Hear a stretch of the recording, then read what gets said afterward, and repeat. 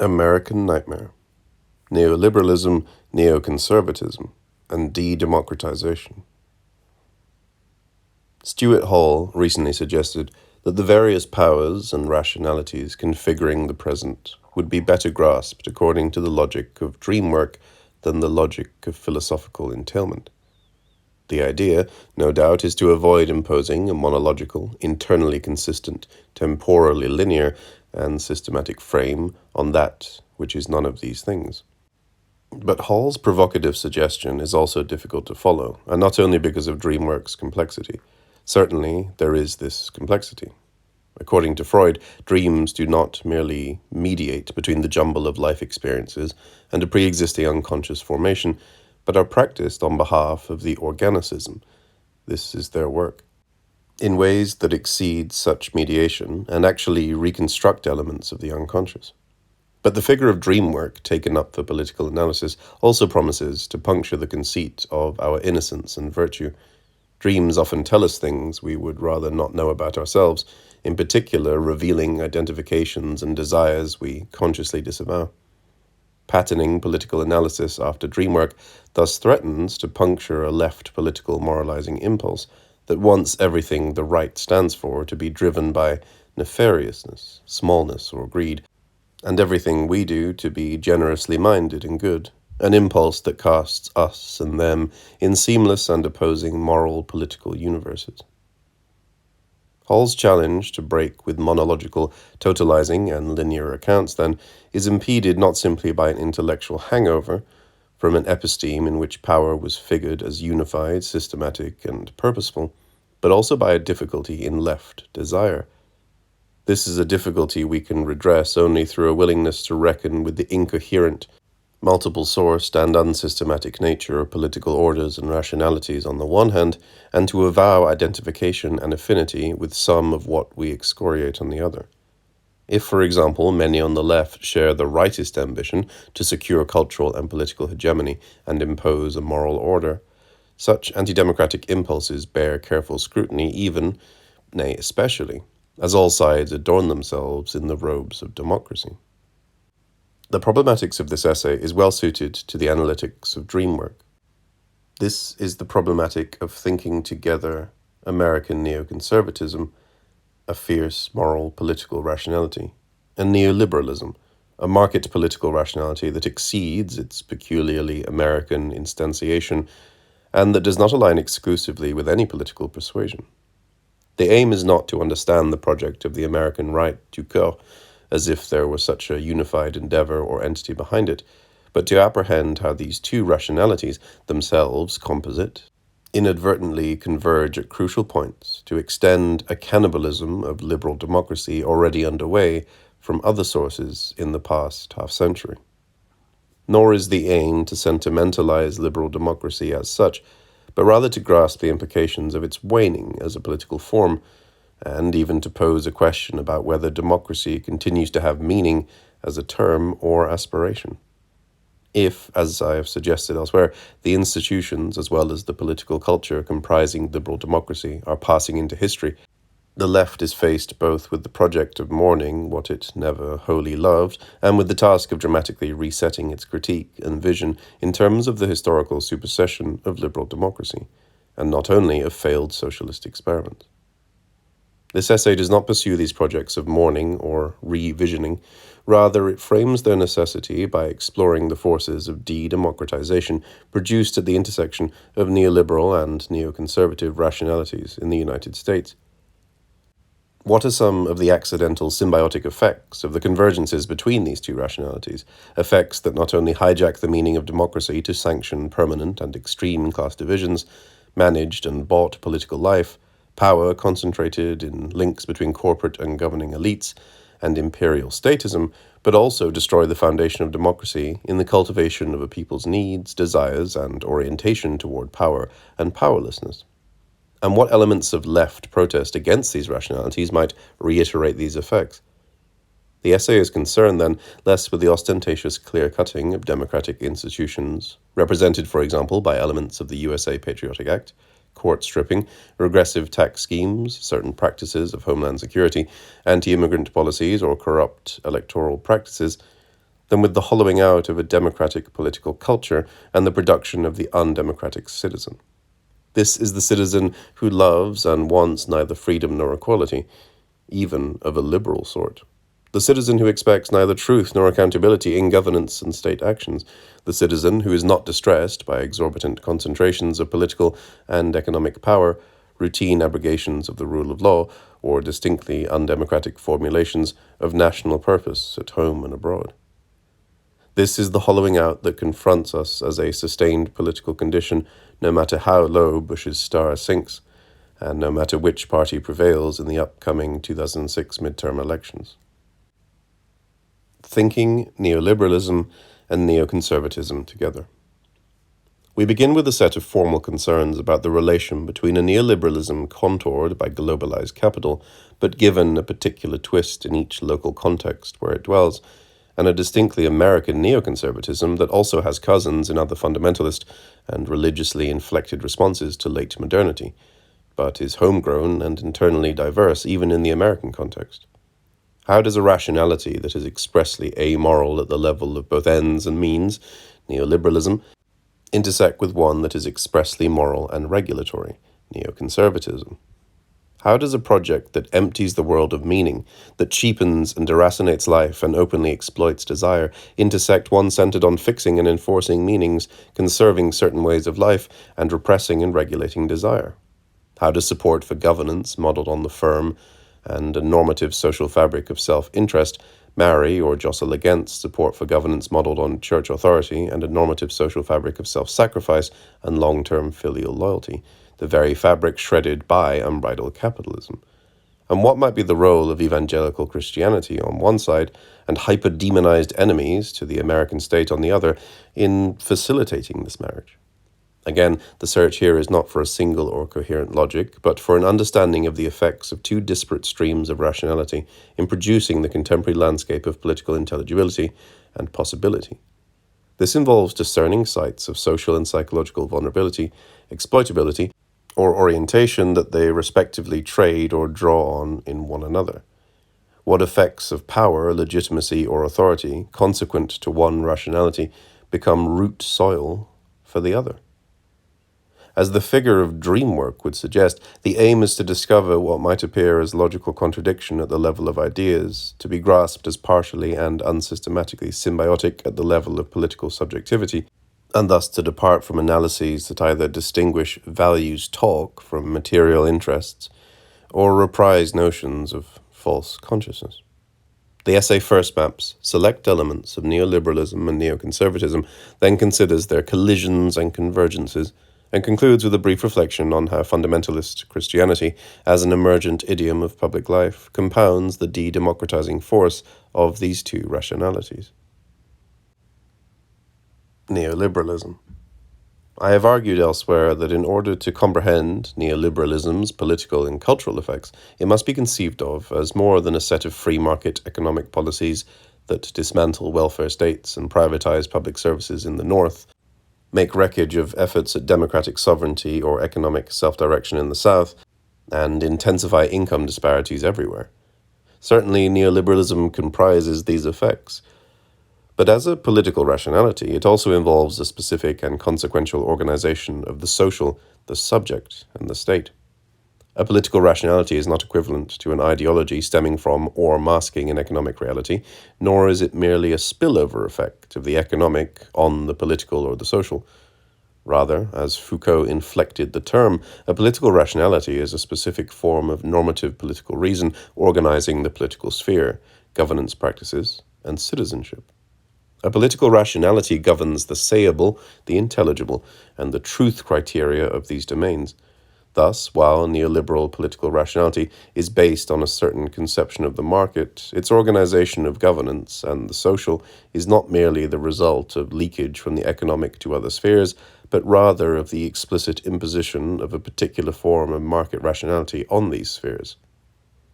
Neoliberalism, as a form of political reasoning that articulates the nature and meaning of the political, the social, and the subject, must be underscored because it is through this form and articulation that its usurpation of other more democratic rationalities occurs. What are the salient features of neoliberal political rationality? First, in contrast with classical economic liberalism, and it is important to remind American readers the liberalism of neoliberalism refers to economic rather than political liberalism, neoliberalism is not confined to an expressly economic sphere, nor does it cast the market as natural and self-regulating even in the economic sphere. Part of what makes neoliberalism neo is that it depicts free markets, free trade, and entrepreneurial rationality as achieved and normative, as promulgated through law and through social and economic policy, not simply as occurring by dint of nature. Second, neoliberalism casts the political and social spheres both as appropriately dominated by market concerns and as themselves organized by market rationality. That is, more than simply facilitating the economy, the state itself must construct and construe itself in market terms, as well as develop policies and promulgate a political culture that figures citizens exhaustively as rational economic actors in every sphere of life. Familiar here are the many privatization and outsourcing schemes for welfare, education, prisons, the police, and the military.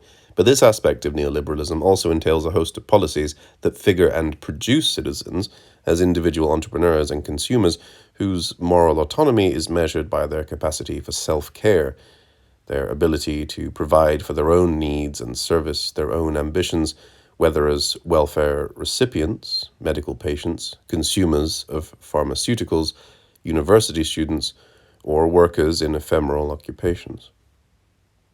Third, neoliberal political rationality produces governance criteria along the same lines, that is, criteria of productivity and profitability, with the consequence that governance talk increasingly becomes market speak. Business persons replace lawyers as the governing class in liberal democracies, and business norms replace juridical principles. There are myriad examples of this transformation, but perhaps none so poignant as G.W. Bush's remark on the heels of his 2004 re-election. "I earned political capital in this campaign, and now I intend to spend it." Spend it he has, of course, to the point of exhausting the coffers, but significant for our purposes is the enormous difference between enacting a public mandate and accumulating individual political capital. The shift to a market rationality in governance is also apparent in the current American administration's blithe reference to legalisms as something like bothersome mosquitoes flying around the execution of foreign and domestic policy, a reference that runs from responsiveness to the Geneva Conventions for War to the question of how best to secure marriage from invasion by homosexuals. "The lawyers are working on the best approach," Bush said at one point. It is apparent as well in Bush's routine reference to his job as one of making difficult decisions rather than executing the will of the people, a strikingly Schmittian re-signification of executive power in democracy. And it appeared in Bush's likening of massive worldwide protests against the launching of the Iraq War in 2003 to product testing focus groups. All of these represent a business approach to governing, one in which democratic principles and the rule of law are neither guides nor serious constraints, but rather tools or obstacles, a phenomenon Foucault formulated concisely as the tacticalization of law. The saturation of the state, political culture, and the social with market rationality effectively strips commitments to political democracy from governance, concerns, and political culture. Consider, as class and other impediments to servicing the entrepreneurial self are radically depoliticized, what the neoliberals call the equal right to inequality is newly legitimated, thereby tabling democracy's formal commitment to egalitarianism. A permanent underclass, and even a permanent criminal class, along with a class of aliens or non-citizens, are produced and accepted as an inevitable cost of such a society, thereby undermining a formal commitment to universalism. Civic and legal principles securing the political as opposed to private autonomy of citizens, such as those enumerated in the First Amendment of the U.S. Constitution, have no place in a neoliberal schema, which means that neoliberal political rationality features no intrinsic commitment to political liberty. Citizenship, reduced to self-care, is divested of any orientation toward the common, thereby undermining an already weak investment in an active citizenry and an already thin concept of a public good from a liberal democratic table of values. And, as law is tacticalized or instrumentalized, it is radically desacralized, producing the conditions for its routine suspension or abrogation, and paving the ground for what Agamben, drawing on Schmitt, has formulated as sovereignty in the form of a permanent state of exception. This is evident not only in such events as the openly political decision of the U.S. Supreme Court to halt the Florida recount in the 2000 presidential election, a decision markedly uncontested by the populace, or the abrogation of civil liberties in the name of security, but also in the strategic use of civil rights law to dismantle egalitarian projects ranging from affirmative action to progressive taxation. Meanwhile, democracy's underpinning by a free press is loosened on one side by corporate ownership, and on the other by laws tactically invoked to shield political officials, but not journalists, from revealing sources or leaking classified information. Equality, universality, political autonomy and liberty, citizenship, the rule of law, a free press. However inadequately realized over several centuries of constitutional democracy in the Euro-Atlantic world, these are its fundaments. And these are what neoliberal political rationality jettisons, or at least severely challenges, with its alternative principles of governance. Neoconservatism. There has been lively debate in recent years about the intellectual origins, evolution, deviations, and hybrid forms of the phenomenon known as neoconservatism. Scholars and activists inside and outside its ranks have taken part, with two French writers contributing one of the best works on the subject. Francis Fukuyama is probably right to identify a significant departure from signature neoconservative principles at the moment of neoconservatism's ascendancy from political and cultural critique to political power in the form of the G.W. Bush administration. However, this essay is concerned with neoconservatism not as an intellectual project, but as an emergent political rationality that both draws from and produces a particular political culture and political subject. So it is necessarily the bulldozed version, the politically practiced hybrid, rather than the original intellectual conceptualization that is relevant here. Indeed, in contrast with Fukuyama's reduction of neoconservatism to four foundational principles, or Grant Smith's tendentious account of neoconservatives as united in articles of faith centered on militarism, corporatism, and Israel, neoconservatism as a political formation is neither ideologically nor socially unified. It emerges from a contingent convergence of interests among evangelical Christians, Jewish Straussians, avowedly secular cold warriors who have made a fetish of the West, conservative feminists and other family moralists, Lynne Cheney types, random imperialists, and converted liberals and socialists who, in Irving Kristol's infamous words, have been mugged by reality. Neoconservatism includes intellectuals and anti-intellectuals, secular Jews and evangelical Christians, chamber musicians turned Sovietologists, political theory professors turned policy wonks, angry white men, and righteous black ones. In short, neoconservatism is born out of a literally unholy alliance, one that is only unevenly and opportunistically religious, although we will later take up religion's importance in facilitating neoconservatism's appeal to a popular base, and especially in constructing a reception for its authoritarianism. In Anne Norton's words, what unites the neoconservatives is the desire for a strong state, and a state that will put its strength to use. They would have that state ally itself with and empower corporations. Neoconservatives reject the vulgarity of mass culture. They deplore the decadence of artists and intellectuals. They, though not always religious themselves, ally themselves with religion and religious crusades. They encourage family values and the praise of older forms of family life, where women occupy themselves with children, cooking, and the church, and men take on the burdens of manliness.